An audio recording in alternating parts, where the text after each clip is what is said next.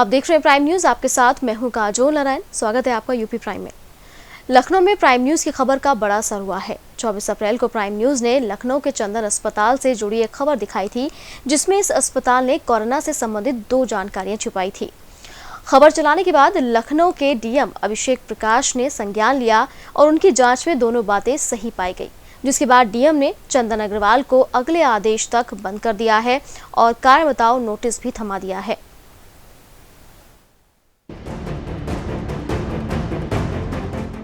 Prime news की खबर का बड़ा असर। लखनऊ का चंदन अस्पताल अगले आदेश तक बंद। लखनऊ के चंदन अस्पताल को थमाया कारण बताओ नोटिस। चंदन अस्पताल ने छिपाई थी कोरोना मरीज की जानकारी। प्राइम न्यूज ने प्रमुखता से दिखाई थी खबर।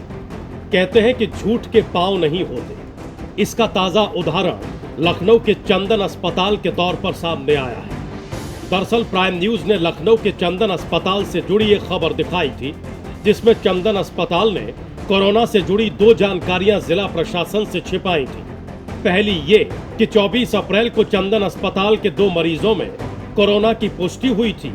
वहीं दूसरी ये कि चंदन अस्पताल की एक महिला नर्स कोरोना पॉजिटिव हो गई थी। इन दोनों की जानकारी चंदन अस्पताल ने तो छुपा ली, लेकिन प्राइम न्यूज ने इस खबर को प्रमुखता से दिखाया, जिसके बाद जिला प्रशासन ने इस मामले में तुरंत संज्ञान लिया और चंदन अस्पताल को अगले आदेश तक बंद कर दिया गया। निर्धारित मेडिकल प्रोटोकॉल के अंतर्गत जनपद में जितने भी अस्पताल हैं, इनको सारी सूचनाएं सही सीएमओ ऑफिस पे प्रदान करनी है और इसके साथ ही साथ जो हमारे क्रिटिकल केसेस हैं, ये इन यूनिट्स को भी प्रारंभ रखा गया है।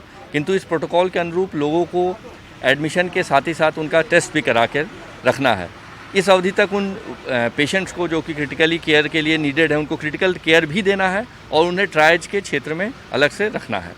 इन्हीं प्रकार के प्रोटोकॉल्स के पालन न होने के कारण और सही सूचना न देने के कारण चंदन अस्पताल को बंद किया गया है और उन्हें नोटिस प्रदान की गई है, नोटिस दी गई है कि किन कारणों से उन्होंने ये किया, अपना पक्ष स्पष्ट करें। सुना आपने, डीएम अभिषेक प्रकाश ने यह साफ कर दिया है कि कोरोना के संकट काल में हर अस्पताल को प्रोटोकॉल का पालन करना जरूरी है, लेकिन अगर कोई अस्पताल ही प्रोटोकॉल को तोड़ता है तो उसके साथ ऐसी ही कार्रवाई की जाएगी।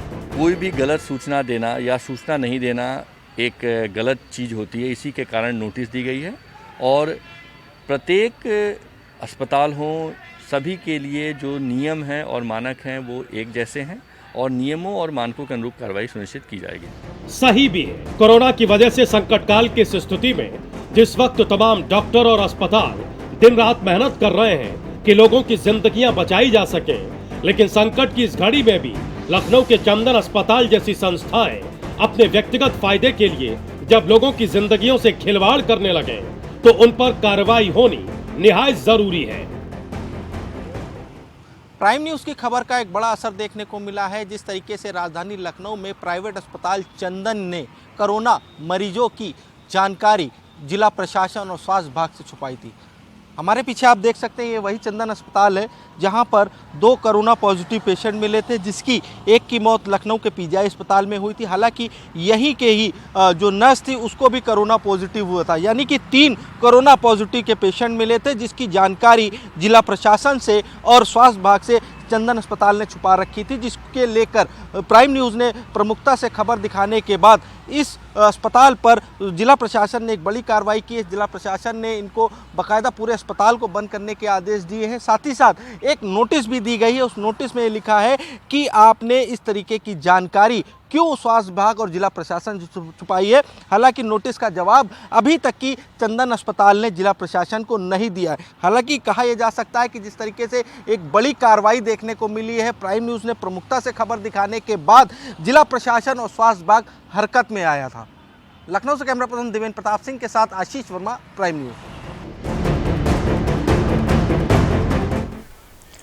उत्तर प्रदेश के अपर मुख्य सचिव गृह अवनीश अवस्थी ने बताया कि अब तक 50,000 से ज्यादा श्रमिकों और छात्रों को अलग अलग राज्यों से लाया जा चुका है।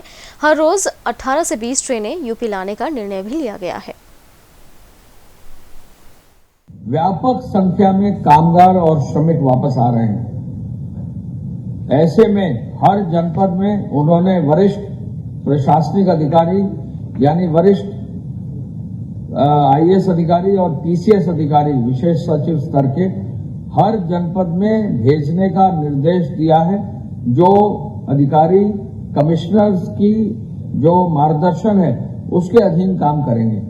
आप सबको मालूम है कि प्रदेश में अब तक 50,000 से ज्यादा लोग जो है छात्र और श्रमिक लौट चुके हैं। हरियाणा से 11,000 से अधिक लोग लौट चुके हैं, मध्य प्रदेश से 6,000 से अधिक लौट चुके हैं, राजस्थान से करीब 11,000 से अधिक लौट चुके हैं, उत्तरांचल से 1,500 लौट चुके हैं, कोटा से छात्र करीब 12,000 लौट चुके हैं, प्रयागराज के छात्र ही हमारे प्रदेश के 15,000 अगल बगल के आसपास के जनपदों में जा चुके हैं, और गुजरात से अब तक 2 ट्रेन हमारी जो है आगरा और कानपुर आ चुकी हैं, और अहमदाबाद, बनासकांठा, बड़ौदा, नाडियाड, साबरमती और खेड़ा साबरमती 5 ट्रेनें हमारी गुजरात से चल चुकी हैं, जो अलग अलग स्थानों पर यथा आगरा, लखनऊ, गोरखपुर, जौनपुर जो है पहुंच रही हैं। तो ऐसे में भारी संख्या में हमारे श्रमिक और हमारे साथी जो कामगार हैं वो आ रहे हैं। आपने देखा लखनऊ में जो ट्रेन आई, बहुत व्यवस्थित रूप से जो है हर श्रमिक का उतरकर उनका मेडिकल चेकअप हुआ, उनको भोजन आदि कराया गया, और फिर व्यवस्थित रूप से रोडवेज की, यूपी रोडवेज की बसों को से उनको जो है अपने घर भेजा गया। अपने घर यानी पहले अपने जिले में जाएंगे, जिले में वहां पर जिलाधिकारी रिसीव करेंगे, फिर उनकी एक बार चेकिंग होगी, और फिर उसके बाद वहां चेकिंग करने के बाद जिनका कोई भी सिम्टम या आदि नहीं होगा वो होम क्वारंटाइन में जाएंगे। ये व्यवस्था कर दी गई है। गुजरात के अलावा महाराष्ट्र से हमारी 2 हमारी ट्रेन आ चुकी हैं, वसई से आ चुकी है गोरखपुर, भिवंडी से गोरखपुर आ चुकी है। दोनों में जो है लगभग 1073 और 1200 यानी लगभग 2273 से अधिक लोग आ चुके हैं, और 2 ट्रेन हमारी नागपुर से और अमरावती से लखनऊ ऑलरेडी आ रही हैं। हम लोग जो है अभी तक जो व्यवस्था कर रहे हैं, हम आपको पूरी रूपरेखा माननीय मुख्यमंत्री जी की बताना चाहेंगे, और ये हर प्रदेश के लिए उन्होंने आदेश किया है कि वहां से ट्रेन से लाने की व्यवस्था की जाए। मुख्यमंत्री जी ने कहा है इस काम को अगले 10 से 15 दिन में जल्दी से जल्दी इसको किया जाए।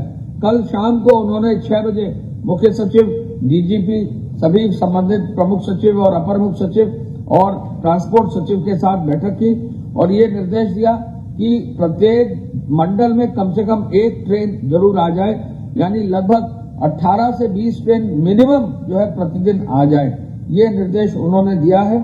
उसी कड़ी में महाराष्ट्र से लगभग 6 ट्रेन हम डेली मंगा रहे हैं, गुजरात से 6 ट्रेन डेली मंगा रहे हैं, पंजाब से सरकार से बात हो गई है, बहुत जल्दी ही जो है लुधियाना, अमृतसर और चंडीगढ़ से भी ट्रेन जो है वहां मेडिकल चेकअप के बाद, सूची के बाद वो भी ट्रेन चलाना 1 या 2 दिन में शुरू कर देंगे। कर्नाटक से पहली ट्रेन जो है बेंगलोर से चालू करने के लिए हम लोग ने सहमति दे दी है, और केरल से भी ट्रेन लाने की व्यवस्था हम लोग शुरू कर दिया, और जितने भी प्रदेश हैं उन सभी प्रदेशों को पत्र जा रहा है या चला गया है कि वो अपने प्रदेशों से, उत्तर प्रदेश के रहने वाले हमारे श्रमिक और कामगारों को ट्रेन से यदि भेजेंगे तो हम लेने के लिए सहमत है। ये मुख्यमंत्री जी के आदेशानुसार कार्रवाई कर दी गई। हॉटस्पॉट्स में कर्मी जो कार्यस्थल पर कार्य कर रहे हैं वो नहीं जाएंगे, यानी अगर हॉटस्पॉट में कोई भी कर्मी है वो घर से बाहर नहीं निकलेगा, न अपने कार्यस्थल में जाएगा। इसका कड़ाई से पालन करने का निर्देश उन्होंने दिया है। उन्होंने ये भी दिया है कि हर आदमी मास्क और फेस कवर लगाए, कोई भी किसी भी रूप में कठिनाई ना हो, सोशल डिस्टेंसिंग का भी पालन हो, और साथ साथ जो पैरामेडिकल स्टाफ है उनके लिए भी मास्क, ग्लव्स और सैनिटाइजर आदि इसकी भी अच्छी व्यवस्था कराई जाए। इमरजेंसी सेवाओं के जो चिकित्सालय हैं उनकी सूची संकलित करके पब्लिक डोमेन्स में दी जाए, जिससे हर जनपद में जानकारी हो कि कौन से सेंटर मेडिकल ऐसे हैं जो कि इमरजेंसी सेवाओं के लिए अधिकृत हैं। उन्होंने ये भी निर्देश दिया कि आगरा, लखनऊ, मेरठ, कानपुर नगर, मुरादाबाद, सहारनपुर, फिरोजाबाद आदि जनपदों में विशेष निगरानी जो वरिष्ठ अधिकारियों के माध्यम से जिनकी चल रही थी वो लगातार चलती रहेगी, और वहां के जो अधिकारी हैं उनसे प्रभावी संवाद जारी रहेगा। देश में जारी कोरोना संकट के बीच प्रवासी मजदूरों से रेल किराए की खबरों पर मचे सियासी घमासान के बीच सरकार की तरफ से सफाई आई है। सरकार ने कहा है कि हमने कभी प्रवासी मजदूरों से किराया लेने की बात नहीं कही है। रेलवे 85% और राज्य 15% किराए का वहन करेंगे। स्वास्थ्य मंत्रालय के संयुक्त सचिव लव अग्रवाल ने प्रेस कॉन्फ्रेंस में यह जानकारी दी है। रेड और ऑरेंज जोन्स में जो कंटेनमेंट जोन्स हैं, उनकी संवेदनशीलता को देखते हुए उसमें स्ट्रिक्ट पेरीमीटर कंट्रोल होगा, यानी आपातकालीन चिकित्सा सुविधा और आवश्यक वस्तुओं और सेवाओं की आपूर्ति बनाए रखने के अलावा कंटेनमेंट जोन के अंदर बाहर लोगों की आवाजाही नहीं होगी। कंटेनमेंट जोन के भीतर किसी भी अन्य गतिविधि या कार्य की अनुमति नहीं है। कंटेनमेंट जोन के बाहर रेड जोन में देश भर में प्रतिबंधित गतिविधियों के अलावा कुछ अन्य एक्टिविटीज पर भी रोक होगी। Cycle rickshaw, auto rickshaw, taxi और कैब एग्रीगेटर्स के परिचालन पर रोक रहेगी। बसों की इंटर और इंट्रा डिस्ट्रिक्ट आवाजाही की अनुमति नहीं होगी। नाई की दुकानें, स्पा और सैलून बंद रहेंगे।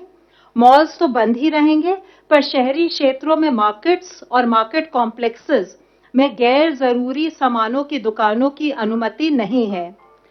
हालांकि जरूरी सामान वाली दुकानों के लिए कोई प्रतिबंध नहीं है। स्टैंड अलोन शॉप्स, नेबरहुड यानी कॉलोनी की दुकान और आवासीय परिसर के भीतर जो दुकानें हैं, वे हर तरह का सामान बेच सकती हैं। उन्होंने जब गवर्नमेंट ऑफ इंडिया से रिक्वेस्ट की तो उसके बेसिस पर स्टेट की रिक्वेस्ट के तहत उन लोगों को स्पेशल ट्रेन चलाने की हमने परमिशन दी। जैसे कि आपने कहा है, गवर्नमेंट ऑफ इंडिया हो या रेलवेज हो, किसी भी कोशिश में हमने कभी भी कोई भी वर्कर से चार्ज करने की बात नहीं की है। हमने 85% जो पूरी ट्रांसपोर्टेशन का कॉस्ट बियर किया जाता है, वह 85% जो है वो रेलवेज बियर करती हैं, 15% स्टेट को बियर करना है। और उसी प्रोसेस और बेस्ड ऑन स्टेट्स रिक्वेस्ट जो ये प्रोसेस शुरू हुआ है कि जो कुछ लिमिटेड पैसेंजर, जो स्टैंडर्ड पैसेंजर्स हैं, माइग्रेंट लेबरर्स हैं, जिनको लिमिटेड लोगों को लेके जाना है for some very particular reason, उसको स्टेट गवर्नमेंट उसी तहत में कोऑर्डिनेट भी कर रही है, एक्सेप्ट फॉर 1 और 2 स्टेट्स। पहली बात तो इसको मैं दूसरे ढंग से कहना चाहूंगी, लॉकडाउन 3.0 ना बोलते हुए इसे ईजिंग आउट पॉइंट नंबर 2 बोल सकते हैं आप। क्योंकि जैसे हम लोग प्रोसेस करते जा रहे हैं कि माननीय प्रधानमंत्री जी जैसे कहा था कि इट इज अबाउट जान भी जहान भी, तो कैसे हम अपने सिस्टम्स को रिवाइव करते हुए इस डिजीज को मैनेज करें, कैसे कम्युनिटी ओनरशिप को एज ए प्रोसेस के रूप में लाके आगे बढ़ाते हुए, जिसमें कि कम्युनिटी अपने बिहेवियरल चेंज पर फोकस करे, social distancing, physical distancing as a norm अपनी लाइफ में लाए, और साथ ही गवर्नमेंट की तरफ से कंटेनमेंट एफर्ट्स पर हमारे उसी तरीके से, उसी स्ट्रेंथ के साथ हम काम करते रहें। ये हमारा प्रोसेस है। और उसी के तहत जब आज हम ईजिंग आउट कर रहे हैं, जो स्टैगर्ड वे में रेड, ऑरेंज या ग्रीन जोन में जो हमने रिलैक्सेशन की बात की है, आपके द्वारा हम फिर कम्युनिटी से रिक्वेस्ट करना चाहेंगे कि this is a process where everyone is a stakeholder, everyone has to take his and her ownership in terms of managing the situation. आज हम सबको समझने की बहुत जरूरत है कि कोई भी अगर यंग आदमी भी सोचता है कि चलो मैं बाहर जाऊंगा, मैं फिजिकल डिस्टेंसिंग मेंटेन नहीं करूंगा क्योंकि मैं यंग हूं, शायद मुझे इन्फेक्शन ना हो, तो उसको ये समझना होगा कि उसके घर में अगर उसके बच्चे हैं या उसके घर के एल्डरली हैं, उसके आस पड़ोस के एल्डरली हैं, उनके प्रोटेक्शन के लिए उसको अपनी सोशल कमिटमेंट, अपनी सोशल रिस्पॉन्सिबिलिटी के साथ एक प्रोसेस के रूप में अपने जीवन में ढालना पड़ेगा। हमने एक लैब से बढ़ाते हुए आज हमारी सिचुएशन की देश में 426 लैब्स हैं, जिसमें से कि 315 गवर्नमेंट सेक्टर में है और 111 लैब प्राइवेट सेक्टर में है। तो हम लोगों ने ये इंश्योर किया कि प्रोग्रेसिवली एज पर नीड हम लोग उसको प्लान करते हुए अपनी टेस्टिंग कैपेसिटी को बढ़ाते चले हैं। तो देश में टेस्टिंग से रिलेटेड कोई इशू नहीं है। दूसरी इससे लिंक बात मैं आपके लोगों के नॉलेज में लाना चाहूंगा कि अगर आप देखें तो 1 तारीख को देश में 74,507 टेस्ट हुए और कल का भी अगर आप डेटा देखें तो 57,474 टेस्ट देश में हुए हैं। तो देश में टेस्टिंग कैपेसिटी बढ़ती जा रही है। देश में as per the sampling criteria testing के नंबर भी बढ़ते जा रहे हैं और हम हर तरह से इंश्योर कर रहे हैं कि जहां पर भी हमारे केसेस ज्यादा आए, हम उन केसेस को स्टेट्स के साथ कोऑर्डिनेट करते हुए कैसे कंटेनमेंट जोन बनाएं और उन केसेस को कंट्रोल करें।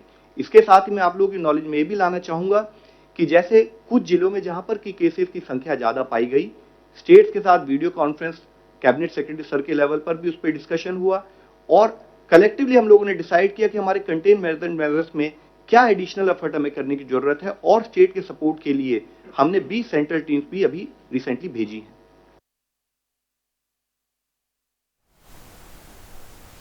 कोरोना वायरस के दौरान पुलिसकर्मियों के लिए स्वामी प्रसाद मौर्य ने सराहनीय पहल की है। कोरोना वॉरियर्स के लिए कैबिनेट मंत्री की तरफ से 2000 लीटर एनर्जी ड्रिंक उपलब्ध कराई गई है। ये एनर्जी ड्रिंक भीषण गर्मी में चौराहों पर तैनात पुलिसकर्मियों को बांटा जाएगा। एनर्जी ड्रिंक के खेप को डीसीपी मध्य दिनेश सिंह और एसीपी चिरंजीवी नाथ सिन्हा के हैंडओवर किया गया है।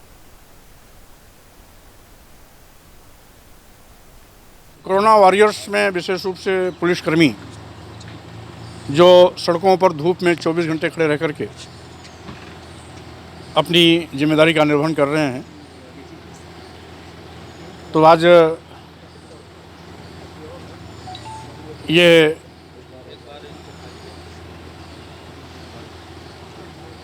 पे कोल्ड ड्रिंक टाइप का मतलब ड्रिंक्स है, एनर्जी ड्रिंक टाइप का, तो इसे फूड ड्रिंक, इसे इस जनपद में तैनात पुलिसकर्मियों को जो ड्यूटी पर लगाए गए हैं उनको पीने के लिए दिया जा रहा है। और चूँकि हर जगह जाकर के बांटना संभव नहीं था, इसलिए यहाँ पर लखनऊ के डीसीपी और एडिशनल डीसीपी ये दोनों अधिकारी मौजूद हैं और ये यहाँ से इसको कार्यान्वयन करेंगे। जहाँ भी ड्यूटी पर लगे हुए पुलिसकर्मी हैं उनको इसे डिस्ट्रीब्यूट करेंगे। देश में लागू लॉकडाउन का तीसरा चरण आज से शुरू हो गया है, जो 17 मई तक चलेगा। 17 मई तक चलने वाला ये चरण अब तक के 2 चरणों के मुकाबले काफी राहत भरा है। लॉकडाउन के नियमों में ढील देने के लिए कोरोना वायरस के चलते देश को 3 भागों रेड, ऑरेंज और ग्रीन में बांटा गया है। तीनों जोन में सुरक्षा व्यवस्था के काफी कड़े इंतजामात हैं। इसी को लेकर एडीजी एलओपीवी रामा शास्त्री ने प्राइम न्यूज से खास बातचीत की। रामा शास्त्री ने क्या कुछ कहा, आप भी सुनिए। लॉकडाउन का तीसरा चरण चालू हो चुका है। हमारे साथ बातचीत करने के लिए हैं पीवी रामा शास्त्री जी, क्योंकि अलग अलग जोन बांटे गए हैं, रेड जोन, ग्रीन जोन और ऑरेंज जोन। उसमें किस तरीके की सुरक्षा व्यवस्था रहेगी उनसे बात करते हैं, उससे जानने का प्रयास करते हैं। सर, 3 अलग अलग जोन बांटे गए हैं, रेड जोन, ग्रीन जोन और ऑरेंज जोन। किस तरीके की व्यवस्था रहेगी, क्योंकि पहले से भी व्यवस्था काफ़ी दुरुस्त थी, लेकिन अब और किस तरीके से व्यवस्था रहेगी? जी हाँ, कुछ एक्टिविटीज़ ऐसे हैं जो किसी भी जोन में अलाउड नहीं होंगे, जैसे कि रात्रि के समय 7 PM to 7 AM कोई अनावश्यक रूप से कोई बाहर नहीं निकलेंगे, अनअलाउड एक्टिविटीज़ नहीं रहेंगी कोई। और जहाँ तक दिन का समय है, तो जो रेड जोन है, रेड जोन के ज़िलों में भी कुछ कंटेनमेंट जोन्स बनाए जाएंगे और कंटेनमेंट जोन्स में केवल स्वास्थ्य, सैनिटाइजेशन और डोर स्टेप डिलीवरी की ही एक्टिविटीज़ अलाउड होंगे।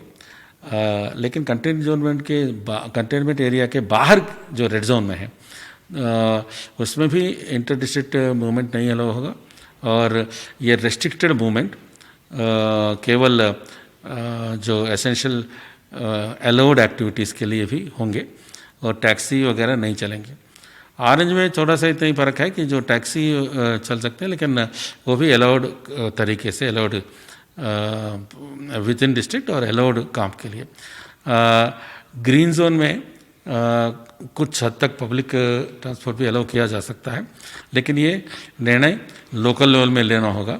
उसमें भी सर, अगर देखा जाए बॉर्डर पे देखा जाए तो बॉर्डर पे रेड जोन से ग्रीन जोन पे जो लोग आ रहे हैं उनको किस तरीके से ट्रीट किया जाएगा, उनको किस तरीके से रोका जाएगा? ये तो जो भी गवर्नमेंट के निर्देश हैं सब जगह पहुंच गए हैं, वहाँ पर तैनात कर्मचारियों को भी क्लियर किया गया है और समाचार में भी व्यापक रूप से आ गया है, जन सामान्य में भी जानकारी पहुँच गई है अधिकतर।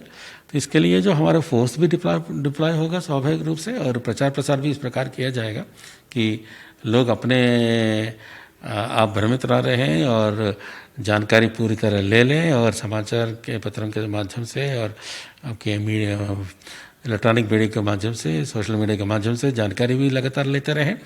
जानकारी उपलब्ध है हर जगह, तो ताकि कोई ऐसे फ्रिक्शन की स्थिति कहीं नहीं उत्पन्न हो कि लोगों के ड्यूटी करने में कोई डिफिकल्टी ना हो। ब्रीफिंग, व्यापक ब्रीफिंग भी करें और स्पॉट पर जाकर के अगर कोई आदमी वो किसी भी जानकारी के अभाव में या किसी अन्य कारण से अपने आप को खुद बचाव के कार्य नहीं कर पा रहे हैं तो सीनियर अफसर का भी उत्तरदायित्व डाला गया है कि आप भी जाएंगे, बताएंगे, उनको प्रेरित करेंगे कि उनके लिए ये सब पहनना क्यों आवश्यक है। एक सवाल और है आपसे, उन पुलिसकर्मियों को लिए जो पुलिसकर्मी बैरिकेडिंग पे ड्यूटी कर रहे हैं, उन पुलिसकर्मियों को किस तरीके का संदेश देंगे, क्योंकि ये एक अहम जिम्मेदारी इस समय पुलिस के कंधों पर है। देखिए, पुलिस को मास्क भी दिए गए हैं, ग्लव्स भी दिए गए हैं, सैनिटाइजर भी दिए गए हैं और उनको भी स्टैंडर्ड ऑपरेटिंग प्रोसीजर्स जो SOP कहते हैं,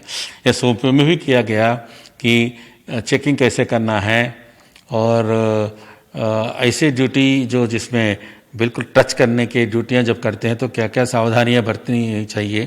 तो पहले तो जो भी इंस्ट्रक्शंस दिए गए हैं सबको लगातार देखते रहें, पढ़ते रहें। कोई डाउट है तो हेल्पलाइन में वो जानकारियां और अपने हासिल करें ताकि कोई डाउट ना रहे और खुद अपने को बचाएं और अपने परिवार को बचाएं, तो जिससे लेकर के आगे वो मोरल अप करके अपना ड्यूटी भी कर सके।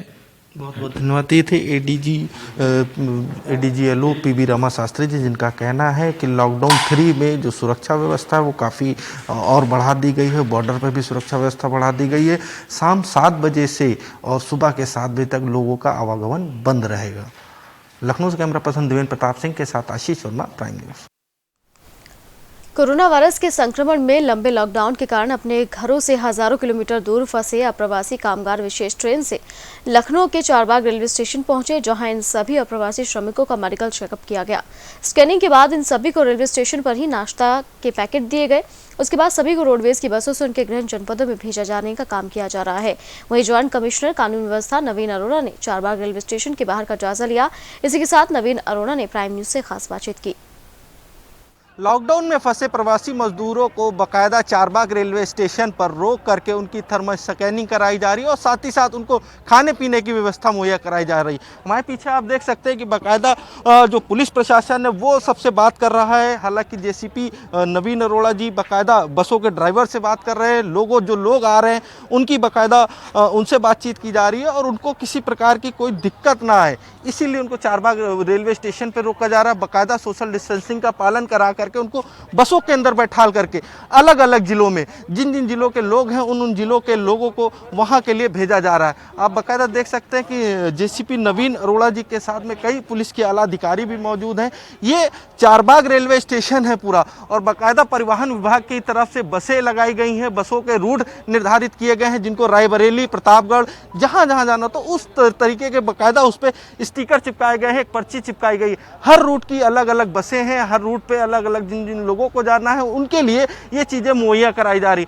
आप देख सकते हैं बाकायदा जो अधिकारी हैं वो भी उन लोगों से बातचीत कर रहे हैं, उन लोगों की जो समस्याएं हैं उनको भी समाधान कर रहे हैं। किसी प्रकार की इन लोगों को दिक्कत ना हो तो इसके लिए खाने पीने की भी चीज़ें मुहैया कराई जा रही। तो कहीं ना कहीं लॉकडाउन में जो लोग फंसे हुए थे उनको अब घबराने की बात नहीं, क्योंकि लगातार जो प्रशासन है या फिर सरकार है वो भी उनके साथ है। हमारे साथ बातचीत करने के लिए है JCP नवीन अरोड़ा जी। सर, तो अलग अलग बैठो ना, सर किस तरीके से लोगों को यहाँ से भेजा जा रहा है? आप देख ही रहे हैं, सब बसेस लगी हुई हैं, अलग अलग रूट वाइज बसेस लगी हैं और काफ़ी सिस्टमेटिक काम हुआ है। कल से लेकर आज ज़्यादा इसमें सुधार भी है। कोशिश ये की जा रही है कि अलग अलग सबके रूट बनाए गए हैं, बस में रूट नंबर लिखे गए हैं और चूँकि संख्या जितनी है लोगों की उस हिसाब से उस रूट में बस चल रही है और उनको वहाँ उतारते जाएंगे। यात्री जो आए थे इनको सोशल डिस्टेंसिंग का पालन कराया गया था, इनके मेडिकल चेकअप कराए गए, थर्मल स्कैनर से इनके चेक हुए, इनके डॉक्यूमेंट्स और रिकॉर्ड्स चेक किए जा रहे हैं, क्योंकि संबंधित जिलों को भेजा भी जाएगा कि इनको वहाँ क्वारंटाइन करना होगा। यहाँ इनको स्नैक्स दिया गया है, खाने के पैकेट दिए गए हैं, पेयजल के लिए टैंकर रखा गया है। कल बात भी की थी और मोबाइल टॉयलेट्स की भी व्यवस्था की है, क्योंकि सुबह ट्रेन से सब लोग आ रहे हैं। तो एक जो जनरल प्रशासन की व्यवस्थाएं हैं वो सभी हैं। पुलिस बंदोबस्त काफ़ी किया हुआ है, GRP और RPF के लोग भी हमारे साथ हैं। ADG रेलवे भी परसों आए थे, हम लोगों ने सारी व्यवस्थाएं यहाँ बनाई थी। तो कुल मिला के एक सिस्टमेटिक तरीके से यहाँ से लोगों को रवाना किया जा रहा है और वहाँ ये जाके अपना मेडिकल चेकअप और सर्टिफिकेट के आधार पे आगे की कार्रवाई संबंधित जिला करेगा। बहुत बहुत धन्यवाद। ये थे जेसीपी नवीन अरोड़ा जी, जिनका कहना है कि जो लोग आ रहे हैं उनको खाने पीने की चीज़ें भी मुहैया कराई जा रही है, उनको बाकायदा थर्मल स्कैनिंग, उनके आईडी कार्ड भी चेक किए जा रहे हैं। हालांकि जिन जिन क्षेत्रों में जिन लोगों को जाना है वहाँ पर उन लोगों की इंक्वायरी दी जाएगी और उन लोगों को बाकायदा वहाँ पर 14 दिन के लिए क्वारंटाइन भी किया जाएगा। लखनऊ से कैमरा पर्सन दिवेंद्र प्रताप सिंह के साथ आशीष वर्मा, प्राइम न्यूज़। और इसी के साथ फिलहाल खबरों में इतना ही। आप देखते रहिए प्राइम न्यूज़।